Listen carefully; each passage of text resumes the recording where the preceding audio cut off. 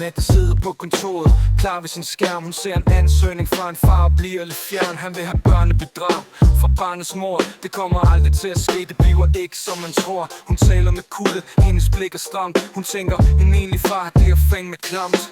Hun afslår hans ønske med et nedladende smil. Hun nyder magten, selvom det er dårlig stil. Hun fejrer reglerne væk og skriver et svar. Din ansøgning er afvist, din dumme nar. Men det er selvfølgelig løgn. Hun har slettet alle bilag, alt for at sikre, at han taber sin sag. Hun ved en far vil kæmpe, men hun er altid klar til at lave en fejl, som kan holde ham for nar. Hvad egentlig far?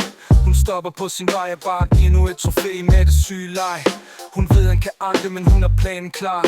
Hun sender hans klage til en kollega som hun har. De afgiver dom før han kan sige et ord. De holder mændene ned og sletter alle spor.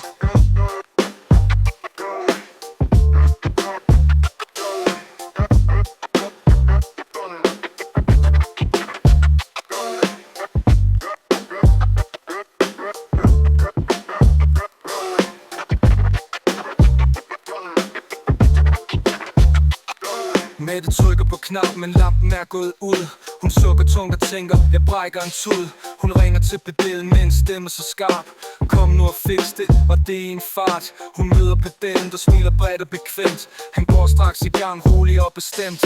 Han skruer, justerer og begynder at sy. Mette, din lampe er snart så god som ny. Han ordner lampen, som længe var slukket, og noget åbner i Mette, som før var lukket. Hans hænder er stærke, men hans blik er så blødt. Noget tænder i Mette, som hun troede var dødt. For bag ved al hadet og de kolde papirer gemmer Mette et hjerte, som længe så spirer. Pedellen går sin vej, men efterlader en varme, der får Mette til at tø trods hendes stramme harme. Nu sidder de i Mettes hjem og drikker vin. De snakker om alt og deler et grin.